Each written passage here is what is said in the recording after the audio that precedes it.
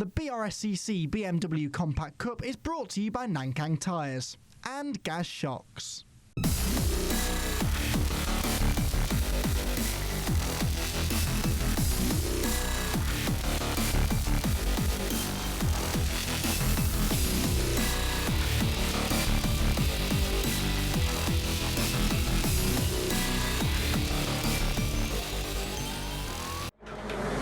So I can hear outside my commentary position that cars are making their way onto the circuit. There they go. There is Ian Jones, who I mentioned starting 8th on the grid. So as they head towards that grid, let's have a look, shall we, at how the grid's going to line up, because it's a big old grid. We've got some 29 of them lining up. Stephen Daly then, the reigning champion, the championship leader, and the driver with 6 wins already this season, starts from the best place possible to try and get a 7th here. He is on pole position with Ben Huntley for company, the top 2 in the championship there. Then it's Mikey Doble looking to try and move into 3rd in the points. Again, going the right way about it by qualifying 3rd. He's got Paul Maguire for company on row 2. Ian Howes and Guy Davis are on the 3rd row, ahead of Rhys Claydon and Ian Jones, 3rd in the points, only 8th on the grid. Then on the 5th row, Matt Flowers and Mike Doble, father of Mikey, round out the top 10. Ross Stoner and Jim Barrett are next, ahead of lead Andy Sadler, former champion in the Ford Fiesta Championship that we've got racing here this weekend. Gareth Claydon with him on the 7th row, with Ray McDowell and Martin Gadsby on row number 8. Ray actually had a good showing in that reverse grid race at Knock Hill last time. Then on the 9th row, Russell Cager and Richard Sutherland, Pete Smith and Cliff Harper on row number 10, ahead of Stephen Somerville and Chris McGinley. And McGinley had an off in qualifying earlier on, so I don't know whether that 44 car is going to be on the track. Had quite a bit of damage to the right front corner. Simon Welton and Jonathan Williams are on row number 12, and then we are getting now towards the back of the grid with row 13 shared by Tom Evans and Andrew Partridge, Graham Robertson and Tom Middleton together on row 14, and Nick Tasker at the back of the field. I think we might also have Pete Smith tagged onto the back of that grid, although he didn't qualify. The number 17 car is listed on no, hang on, I correct myself. Car 17 has been moved to the back of the grid for some reason and has no lap times listed against it after qualifying this morning. So the cars then ready to go on their green flag lap. Takes a bit of organising to get them all into position though, before we can get this green flag lap underway. Pole position, as we've said, is on the right-hand side here, but I spoke to both Stephen Daly and Ben Huntley after qualifying, and they were both very happy to be on the front row, but they both fully understood the significance of getting into that first corner first, because as we've seen in our previous races today, not an easy circuit to overtake at, especially when you're racing against someone who is also very quick, and we know both of those two are very quick. So general consensus is that whichever one of those two gets into and out of the first sequence of corners in the lead is likely to stay there. Stephen Daly, because he has a really strong pace this weekend. Ben Huntley, if he gets in front, we know how well he can defend. He took his victory, I think it was his first ever victory in the championship at Alton Park a couple of years ago, against Stephen Daly after getting past Stephen on lap 1. Stephen and Ian Jones had a bit of contact, I seem to recall, at that point, and Daly sort of slotted back into second place behind Huntley, and Ben, for 15 minutes, proceeded to make that the widest BMW in existence, and somehow kept the slightly faster Stephen Daly at bay. So if Huntley gets the jump into turn 1, expect a similar defensive masterclass from Ben. He's got to get it hooked up off the line first and then get through those first corners in the lead. It's left-hander at Coppice, but it's flat out, that left-hander. Even on a flying lap, apparently, it's a little bit of a comfort lift at most, but it's pretty much flat out through there. So from a standing start on the outside line, you can easily go around the outside flat out and then get the inside for Charlie's. And that is the plan for Ben Huntley. I'm sure Stephen Daly will be very aware that that could happen, though, and will be looking to try and defend from that if he can. So field working their way through. Matt Flowers there, the number 4 car, the number 9 of Martin Gadsby behind him. Sorry, Ray McDowell, number 4, I should say. Martin Gadsby, number 9. They'll be sharing the 8th row of the grid. A couple of impressive efforts there towards the sharp end, though, actually. Paul Maguire, as I said, the leading Masters driver, qualifying 4th. Now, he's not yet finished on the podium this season, but will be starting from the 2nd row. Ian Howes has got 1 podium, but he starts 5th on the grid. He's not been on the podium since the 3rd place at the season opener at Croft, so 4th and 5th place cars could be two to watch. As for those a bit deeper in the field that should move forward, well, to be honest, it's going to be hard to do, isn't it, around here? Lee Dendy Sadler, though, I'd say is one perhaps who should be a little bit further up the order than he's qualified. I'm not sure if we've seen Lee race with us this year. I know he did last year, I know he has, but he missed Knock Hill. So Lee was one of a few drivers that didn't make the trip north of the border. That's why Lee is all the way down in 20th in the championship. But again, drop scores will bring him back into it a little bit, because another purpose of drop scores is to prevent you from having your championship derail completely if you can't afford, for example, to go and race at one particular event. So those that couldn't go to Knock Hill can at least count that as their drop, and not necessarily be completely out of championship contention. Lee Dendy Sadler, one of those that didn't go there. Simon Welton didn't go to Knock Hill, nor did Tom Middleton. But championship contenders, Stephen Daly, Ben Huntley, Ian Jones and Mikey Doble, most definitely did. Just over 50 points covering those top 4 in the championship. It is a 24-point cushion for Stephen Daly over Ben Huntley in the points. But as I've said, with these dropped scores to take into account, Stephen is dropping a few more than Ben Huntley. They are the two that start on the front row together then. Daly on our right, Huntley on the left. The track might be a little grippier on that outside line up against the pit wall. That tends to be the line that the drivers take when they're on a flying lap. So there might be a bit more rubber down there. That could give Huntley a slight advantage, but of course he does then, as we've said, have that outside line for Coppice. So to get ahead of Daly, he's going to have to be really brave around the outside. Brave, though, is something that Ben Huntley, you could definitely describe him as. Doesn't back down from a fight very often, and neither does Stephen Daly. That's why he keeps coming back to racing this championship year after year, despite the fact he's won it a few times now. Red lights out, they were away and racing, and look at who makes the good start. It's Paul Maguire. Huntley has a shocker, and Maguire has cleared him. So has Mikey Doble. They're going to squeeze their 4 abreast towards turn 1. That won't work, and Ian Jones is right in the middle of that. There's contact. Cars sideways. Surely they're not going to save it. No, there's one car pointing the wrong way. 2 or 3 cars on the grass. 4 wide into the first corner was always going to end in tears, I'm afraid, and it absolutely did. Mikey Doble, though, look at him into 2nd place. He is now Daly's nearest opposition with, well, a terrible start for Huntley, quite frankly, down to 4th place for him. A couple of damaged cars coming through. You can see a big gap in the pack. There are 2 cars, at least, that are off at turn 1. One on the inside, one on the outside. The car on the outside is Ray McDowell. He is continuing. Car on the inside, I couldn't quite see a number for. Up at Park Corner, though, Reece Claydon is really starting to feel some pressure there from Guy Davison up the road. That was a pretty robust move. Ian Howes, I think that was, getting elbowed out wide, possibly by Guy Davis, as they rounded the right-hander. So a very, very dramatic first half a lap. Mikey Doble has lost out again now as the safety car is being scrambled. The safety car being scrambled then we're seeing on the timing screen. They're still racing at the moment though until they see a board. There you can see one in the background. So the safety car is going to come out. It is Maguire into 2nd place now then. So he's the one that got ahead of Mikey Doble halfway around the lap. There goes Guy Davis with Mike Doble, Mikey's father, right behind him. And the RunYourFleet.com Jaguar safety car ready and waiting on the start-finish straight to collect the field. Well then, did you get all that? That was a very, very busy first lap of racing. Unfortunately, part of the charm of this Cadwell Park circuit, its narrow nature, is also one of its biggest risks in a way, because if you do get a car, particularly at the start, getting a slow start and sort of backing up the rest of the pack, it leads to that sort of congestion through the first couple of 100 metres. And we've had quite a few nasty start line incidents here over the years at Cadwell, just because everything funnels down into that first corner. They were 4 wide. And there was contact between, I think, McDowell and Ian Jones, possibly, which sort of sent the cars a spinning. You can see that car on the inside at turn 1. I can't see a number on that, but let's see who didn't come through. So Ray McDowell hasn't come through, but we know about him. I think that's Lee Dendy Sadler on the inside, because he didn't finish the first lap. The other one that didn't was the 104 car as well, which was 104 Tom Evans.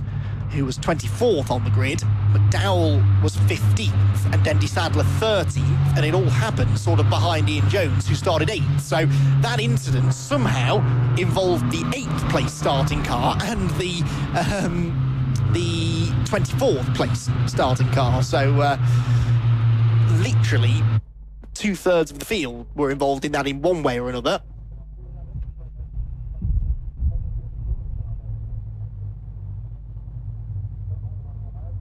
So the field then behind the safety car, and this is going to take a couple of laps. It's only a 15-minute race, of course.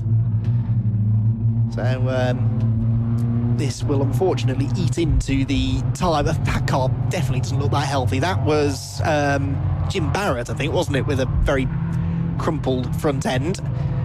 But yeah, the point I was about to make is this is going to take us towards about half race distance before we can get racing back underway. So good news for Stephen Daly. It's less laps that he has to defend, but I don't think Stephen really thinks like that. He enjoys a good scrap. What a shame, though, that Ben Huntley didn't get a good start, because I was really bigging up that run through the first few corners for them. And in the end, he didn't get off the line at all. Well, they changed the diff on Huntley's car overnight as well. He was complaining it was making a strange noise earlier on in the weekend when they were testing. So he and his dad worked hard to change that diff before the race, and they were able to do so. He said the car did feel better as a result of it, but yeah, it's not been a terribly successful start to the race for him. There you're about to see Jim Barrett's car coming through, looking very second-hand. I'd be amazed if the clerk of the course doesn't call him in to the pit lane to get that repaired anyway, using a black and orange meatball flag to send him in. Hill they go then, and in the background you can see Dendy Sadler's car being moved out of the way. No, so Lee Dendy Sadler is actually shown on the timing screen as being in the pit lane. So is that actually Evans' car that's being towed away? They were the two that weren't accounted for. Ray McDowell has carried on, possibly without too much damage in the number 4. A shame for him. He'd qualified reasonably well there in 15th place, but down to 26th now and last. But of course the safety car, provided he's got no damage, it gives him a chance to close back in on the tail of the field. There he is, number 4. Now, is that rear left corner damage, though? There's a bit of bodywork damage, but I think he might have been lucky there and got away with no suspension damage. It was the 104 car then that was being towed away. So that is Tom Evans, without any obvious damage, actually, but he wouldn't have pulled over for the good of his health. There's clearly been a knock taken there that has taken him out of the race, and Lee Dendy Sadler, we believe, came back to the pit lane.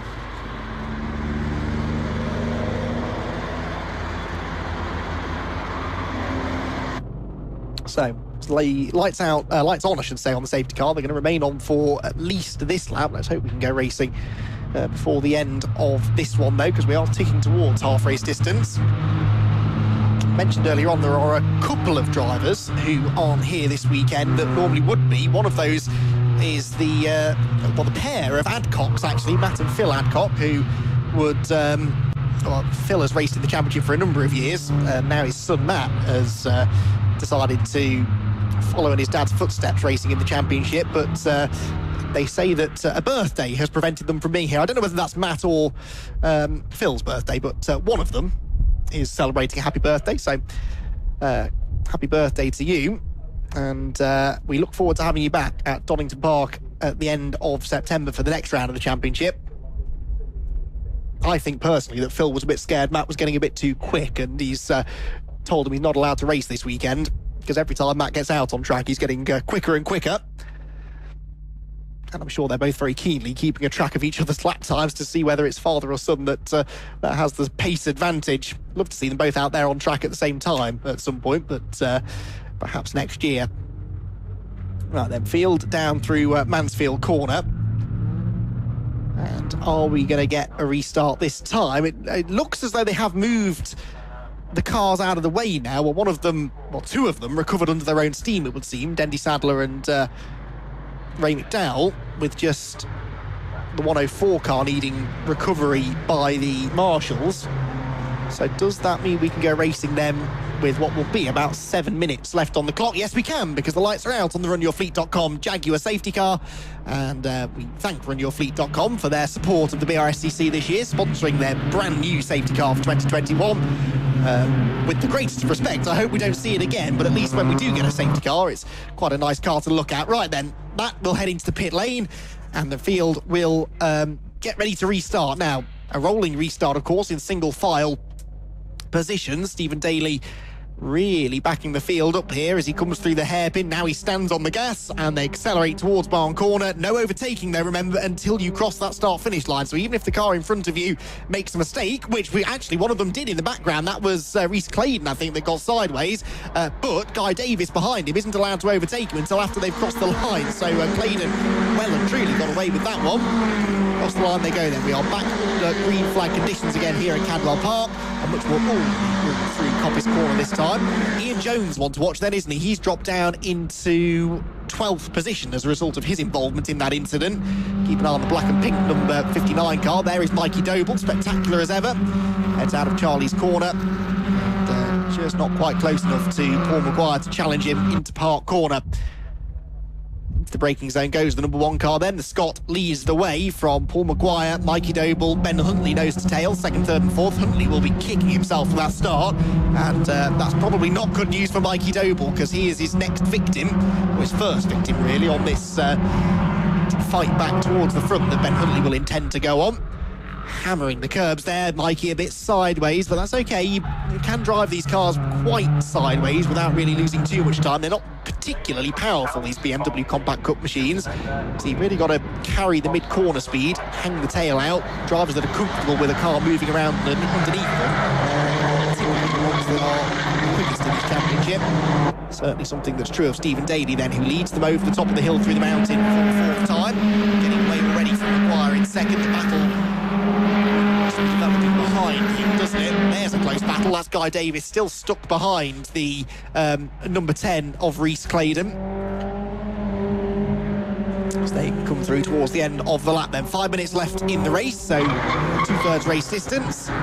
Fortunately, lots of safety car running in the first part, but let's hope we can stay green down to the end. Across the line they go, and Huntley's really dropped back through the Hall bends, hasn't he? Ian Howes is right on his tail now. These chances of getting back onto the podium, taking a bit of a knock there. Didn't see what happened. He was right behind going into the bends. Just lost out as he came out of them and towards the end of the lap. Daly, though, comes out of Charlie's, very wide over the grass. Don't tell me he's not pushing. He may have a 1-second lead already, but Stephen Daly knows that he can't afford to relax for a second, because Maguire and Doble are not far behind. Now that Huntley has dropped back from Mikey Doble, though, that is freeing up the 88 car, I think, to attack Paul Maguire without worrying about defending from the car behind. So as they run through Park, there goes Ian Howes. Huntley still in 4th position. So no change in the positions as they go through the top part of the circuit. Ian Jones there, though, was about to gain what I think. He's already up 1 ahead of the 22 car of Ross Stoner. And his next target was Matt Flowers. No, it wasn't.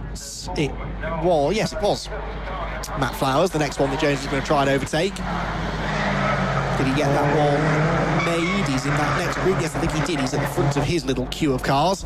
Daly over the top of the hill. Maguire, Doble, Huntley, Howes pretty close together. 2nd, 3rd, 4th and 5th. Guy Davis 6th then. 7th place Rhys Claydon. That's been a change, and now Mike Doble's on the inside of Claydon into the Hall bend. You can't go side by side through there though. And well, Claydon had his nose ahead and took control of the corner, and Mike Doble sensibly backed out of it. But Rhys Claydon has lost a position then to Guy Davis on this lap. Puts Guy into 6th place then. Oh, and running very wide as he tries to make good his escape. Coming out of Barn Corner sideways in the background, though, the black and pink car, that's Ian Jones. And he has got his sights well and truly set on this group, hasn't he? He's got 2 more laps to go to try and gain a couple more positions there. Jones is going to come across the start-finish line in 10th place. Having started 8th, I said that he would make forward progress in the race, but obviously that bad start and then getting involved in the turn 1 contact put paid to that. Can he at least get back to where he started? Looks quicker than the cars ahead, doesn't he? And Jones doesn't seem to have any damage, really. So let's see what more progress he can make. He's got Flowers and Mike Doble Senior, right in front. I said that Mikey Doble had been racing Ginettas this year. Well, his father Mike actually made his debut in the GT5 Challenge and got a podium within the amateur class at Snetterton a few weeks ago. Mike's been one-make racing in the UK for an awfully long time, though, very experienced driver, and has become, over the last year or so, a regular top 10 runner in this championship, which is not easy to do. Down the hill they go, though. He's got some defending to do now because Flowers is there. Jones is looking up the inside of Flowers. There was almost a bit of contact there, I think. And Ian Jones bails out of it before that got too touchy-feely between the two of them. Guy Davis then through the mountain. Ian Howes ahead of him actually by a few seconds now. There's quite a big gap there between the 5th and 6th place cars. Race leaders, though, heading through the Hall Bends. There is Stephen Daly arriving at the hairpin. 2nd, 3rd and 4th is the battle, isn't it? Because Doble still hasn't got past Maguire, and they have now been caught again by Ben Huntley. So those three together. Oh, Maguire a bit scrappy out of barn. That gives Mikey Doble a run onto the pit straight. They come through to start the final lap, but for second place it couldn't be much closer. Mikey Doble goes to the outside line. Now, can he hold it around the outside of Coppice to get the inside for Charlie's? His nose is ahead. They're leaning on each other into the left-hander. It looked like Maguire may have just about managed to hold on to that P2. But that was physical stuff there from Maguire as he put up a robust defence against the 88 car. But it worked. He came out still in second place. Mikey runs wide now, and that might just give Ben Huntley the chance to attack him going up the hill. There are the rolling remains of Jim Barrett's car, which is running in 16th place, despite the rather unorthodox aerodynamics on the front of it after that turn 1 incident. Mikey Doble sideways at park, drifts a bit wide. Huntley has his nose in the gap now on the inside, but in fairness to him, he was very respectful there to Mikey. He let Doble turn into the corner. It's just so hard to run side by side through most of these corners. Even once you get an overlap, you can't really fully commit to it for fear of turning the other car around. This is just freeing up Paul Maguire, though, to make good his escape in second place. So it's now going to be the fight to get onto the podium. And Ben Huntley knows that he's running out of opportunities. The mountain is a hard place to overtake, and I don't think he's close enough to do it up the inside. No. So Mikey Doble holds on for now, makes it into the apex as well, despite a slight lock-up there on the way in. Oh, Maguire very sideways over the mountain. If only, thinks Mikey Doble, I was a car length or so closer, because that might have been his chance to move into second place. But as it is, it looks as though this is the order they're going to finish in.